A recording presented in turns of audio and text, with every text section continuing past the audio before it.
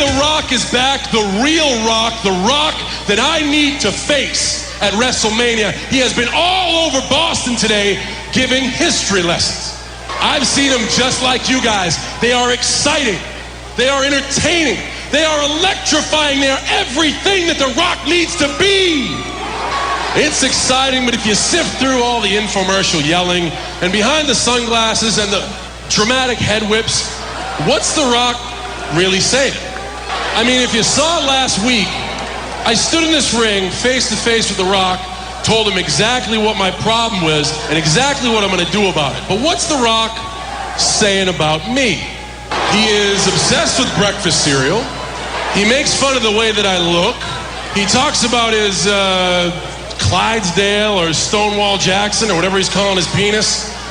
And he talks about how many girls he's had sex with. Wait a second, wait. Am I fighting The Rock at WrestleMania or am I fighting a situation from the Jersey Shore? This guy is trying way too hard. He's a vodka mixer and a Corvette away from a full midlife crisis. And on top of that, did any of you guys see last week? For the first time in the illustrious career of The Rock, he was shook up. I mean, damn was he shook. He came down this ring and wasted 20 minutes on some stupid hashtag Twitter thing. And then I came out, and after I left, he was stumbling on his words like he was left out in the middle of winter. Dwayne, Rock, same person. He wasn't sounding like The Rock, he was sounding like the Rain Man. I mean, the Michael Jordan of the mic, the Babe Ruth of the game, the great one, the untouchable Dwayne Johnson shook, but who could have done it? Who is the man with the smoking gun in his hand? It sounds unbelievable, but The Rock got shook up by a prep school thug with no balls that dresses like a Wonder Woman transvestite. I mean, seriously, take a look head to toe. Drink this in. I look ridiculous. I'm wearing orange and silver shoes with black socks. That ain't even the worst part. I came out to talk to you people tonight, and I'm wearing knee pads. Knee pads to talk to you. There's 10,000 jokes right there. But The Rock was shaken down. And now a week later, after he's been here, and you still got it, Rock, he's all over the city, and apparently he's got that University of Miami swagger back. Oh, The Rock is back. I don't say Boston College, because if it was BC, we'd be doing keg stands and headbutting people. Because that's how we do it over here. But he got that University of Miami swagger back, and he wants to waltz on down and meet me face to face in the middle of this ring. Personally, for The Rock, I think it's a bad idea, because lately his best stuff has been either pre-recorded or via satellite. But for me, I think it's a great idea, because I need to know who's going to show up at WrestleMania. Is it the dude who's going to waste 20 minutes talking about Chinese takeout? Or is it the greatest superstar in the history of the WWE? Y'all don't understand. I need this just like you need this, and my fingers are crossed that in a few seconds we hear the music. We hear "If You Smell," and out that ramp comes The Rock. Not Dwayne Johnson, not some dude who's trying to defend his actions. The Rock, the eyebrow-raising, trailblazing, jabroni-beating, pie-eating, whatever the hell he's calling himself. I need The Rock. Because I don't want to beat the second best at WrestleMania. Do y'all want to see The Rock back tonight? He's been talking trash all over the city and said he was going to end up right here tonight. Would you like to see him face to face in the ring with me? I would too. Let's see who is going to show up for WrestleMania. Bring on The Rock. I said I was going to come in here. I was going to look you in the eye. I was going to tell the world what I see. Fear. Fear that I'm taking everything away. Fear that everything you've worked hard for the last 10 years, when I beat your ass at WrestleMania, it all goes away. I see the fear in your eyes, John. The Rock hears the fear and doubt in your words. I see right through you. I see right through. You think you shook my confidence? Look at me. You think that you shook The Rock's confidence? The Rock has never, ever been more confident about anything in his life. You understand something about me, John. Understand this. You strip away WrestleMania. You strip away the glitz, the glamour, the lights. You strip away Hollywood, the movies, the fame. You strip away the catchphrases. You strip away trending worldwide. You strip it all away. Look at me. You strip it all away. At The Rock's core. What do you got? The Rock's core. We strip it away. What do you got? The Rock is 6'4", 260 pounds, a man that will rip your throat out. At your core, you will always be a little boy who will go down in history always as The Rock's bitch. You know what? His height and weight doesn't intimidate me one bit. I don't care if he's what do you say? What? I don't care if he's 6'4", 265 pounds. The point is, he said he was going to rip my throat out, and that's exactly what he's going to have to do to beat me. The Rock has other options. At WrestleMania, my back is against the wall. Rock, as usual, you were half right. If you beat me, I lose everything. But if you think for 1 second I am afraid of you, then not only you lost your confidence, boy, but you lost your damn mind. So Captain Catchphrase says that at WrestleMania, he makes history by making me his bitch. Once again, he's got it half right. You see, at WrestleMania, I'm the son of a bitch that's gonna make history by whipping The Rock's ass. And now, more Pro Wrestling Weekly with your host, Ferran Derry. Sit down, shut up, and listen up. Wow, where do you go with that? Welcome back to Pro Wrestling Weekly here on 1490 WBCB and online at WBCB1490.com.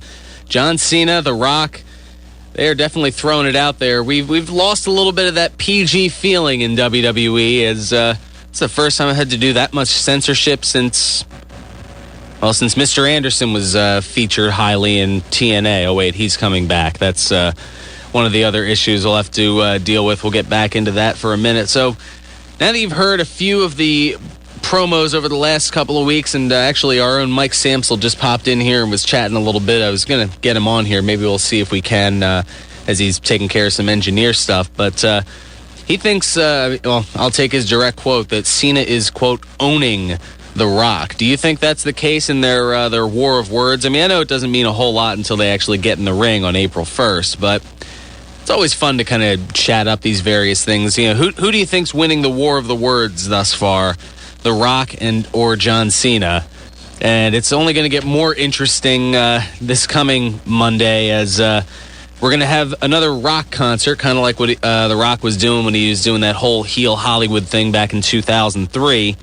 And, of course, we're going to be hearing a Cena rap as well. So, interesting to see where they're going to go with that. This should be a hootenanny, to say the least. I'm taking an old Vince McMahon word there.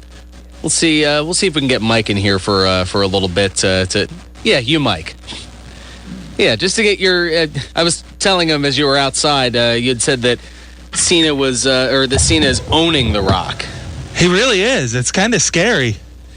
Yeah, and I wanted to get kind of the listener's perspective. I mean, who is winning the war of the words at this point? Because, I mean, this is something that's gone on. I mean, this has gone on for a few years. I mean, it all started with Cena making some comments, as we all know, about The Rock kind of being a part-time player. Right. Not really devoted to the business anymore. He's gone Hollywood. I mean, now that we've seen that, and we've seen since that time, as he said, we've gone from Fruity Pebbles and Kung Pao chicken, and I mean, what? The Rock is doing what The Rock always does. Yeah. The Kung Pao chicken, the Fruity Pebbles, all that. That's The Rock. Cena took over the win, much like earlier on in the summer. CM Punk did his work shoot, and it was over. Everyone was on CM Punk's side. Yeah. The second the thing with The Rock putting the notes on his wrist, that just at that shifted point it was everything. over. At that point it was over, because I don't think anyone knew that. No, I know I didn't, and I'm usually pretty observant with these things, but And the second that happened, you could just feel everyone like, wait, he does what? yeah.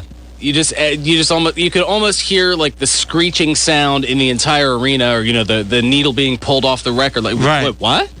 And then after that happened, you see The Rock in his, I don't know, 2-minute diatribe after that. But the war was clearly over. And like Cena said, he was gone. There was just nothing but pure rage. And that was just a body blow at that point that he just couldn't recover from. No. It just knocked the wind out of him. And, I mean, he made the mention of sounding more like Rain Man than The Rock. And then Cena came out last week in another great promo.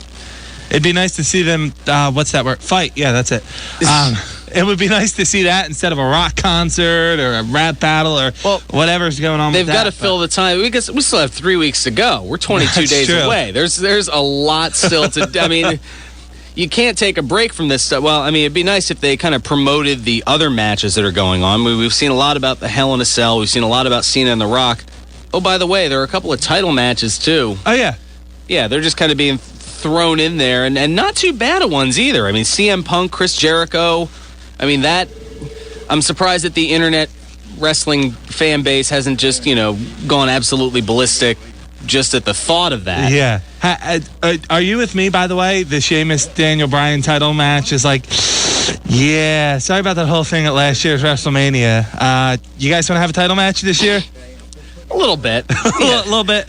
It's a little bit of a we owe you one. Yeah, for sure. And then you've got Cody and the Big Show, which I have to admit, the embarrassing moments have been kind of funny. Yeah, I'm in on Cody Rhodes. We talked about this before. I'm definitely in on Cody Rhodes. He's not there yet, but you can see that rise, and it just being along for that journey is a cool thing. I guess inevitably Randy Orton's going to end up facing Kane. Yeah. And it's a shame because, I mean, Orton did... you'd think he'd be rewarded with a little bit better considering how much he did in 2011. Yeah. I mean, he put people over left, right, and sideways, and, oh, thanks, here, meaningless match with Kane. Yeah. You get John Cena's leftovers. From and you look at how many guys don't have a match at WrestleMania. I don't think they have a choice but to bring back Money in the Bank. I mean, you have nothing but for Miz, who's pretty much dead at this point. Yeah, nothing for Swagger. I have it in my notes here. I mean, after getting just knocked out by the Big Show in that 2-minute match, I said it's like Miz is wrestling in a 3-month-long buried alive match. You have Miz, Swagger, Ziggler, a bunch of guys who just have nothing going on. Yeah, I mean, Ziggler main evented the Royal Rumble 2 months ago. Now all of a sudden he doesn't even have a match. And they're probably going to throw something together with this Teddy Long, John Laurinaitis, Raw SmackDown. It'll be like the bragging rights main event, only they don't have the bragging rights pay-per-view anymore. That's pretty much what it's gonna be. That little 7-on-7 elimination match or something like that. Winners GM of both shows. Yeah, they'll probably do something like that, and that'll be the way to get everyone on the card. Yeah. I was going to say, they've made a lot of future endeavorings. I don't think they'll be able to do a 28 Diva Battle Royal this year. No. Although, speaking of divas, how could I forget this? Two of those former divas you can meet later today. Uh-oh. That's right. Maurice and Melina, along with the Monday, Friday, Saturday Night Delight, at least for today, John Morrison. All three of them will be over at George's Cards and Collectibles right down here on New Falls Road. What time is that? That is from 3 until 5:30. All right, so we can finish off the show and then head down there. Oh, absolutely. That's perfect. That's my plan. I'll be there for a little bit as well. I definitely want to check that out. But yeah, I mean, let's not forget who the star of the show is. You're going there. That's who the people want to meet. Oh, please. No, I don't. Who in the fresh hell are you kidding? Come on now. No, John Morrison, Maurice, and Melina. Easy for me to say. I'm tripping over my... See, I'm pulling a rock. And I don't even have, I don't even have notes on my wrist. Yeah. I don't even have notes on my wrist. I have notes on pages here. I got pages and pages of notes, but none on my wrist, thankfully. But no, Maurice, Melina, and John Morrison, they're going to be... over at George's Cards and Collectibles, the New Falls location. Don't forget they have the new location in the Oxford Valley Mall, which is awesome, by the way. I got the chance to check that out the other day. Very cool. Yeah, but this is the original, the homegrown one, right by Bucks County Tech High School. For more information, go to georgescollectibles.com. You can get all the prices and all the other information there.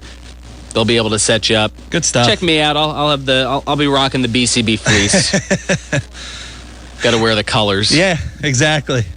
We got to get you a table at these things. Working on it. On it. It's a slow process. I'm trying to figure all kinds of things out. But like how to run a decent show. Oh, you got I've been that trying down. to figure. I've been trying to figure that out for 3 years now, or almost 3 years now. Oh, you got that down. Trust me. I don't know. We'll see. All right, let's get back to the phones. We've got Ron who's been hanging impatiently. Ron, thanks for chiming in here on Pro Wrestling Weekly. Yeah, how you doing this week? What's going on? I want to comment on something that's been making me laugh all week. Is the fact that the Tina has new tag team champions, and that puts me into mind where China was the Intercontinental Championship champion at one time too. What are these organizations doing? Making a man or woman tag team champion? Ah, yes, the Knockouts tag titles in TNA. Yeah, I brushed on it in the very beginning of the show. Gail Kim and Madison Rayne losing the Knockouts tag titles, which I didn't even know that they were Knockouts tag. Yeah, Right. Exactly. That's a heck of a trivia question, but no, losing to ODB and Eric Young. Of all people, too. They Well- don't seem to have the requirements to be the Knockout Tag Team Champions. Well, I mean, one of them doesn't. stupid. All right. It's kind of stupid. I mean, they're two alike. They both have the mentality of, as Rob Bonnet would say, united birds or something like he say, shake the brains backwards or something like that. I don't know how he used to say Rob Bonnet. But it's just to see them as tag team champions, it makes me laugh. Yeah, we haven't seen anything like this since Harvina back in the day of Harvey Whippleman as the World Wrestling Federation Women's Champion going back, that was like 98, I want to say. Speaking of which, speaking of tag teams, do you think we're done with tag teams? Do you think Beer Money's going to end up being the last great tag team? Because that used to be the way to get people over. Edge and Christian, the Hardy Boys, Beer Money, kind of the Dudleys. 3D. Yeah, I mean, have we reached the end of, the tag team champions right now are Samoa Joe, who's just ruined in TNA, and I don't even know who his partner is, and then Epico and Primo in WWE. Yeah, things definitely aren't looking good. I mean, they're working on putting like Kofi Kingston and R-Truth together, which I think the only reason McMahon did that is because for a while he thought they were the same person.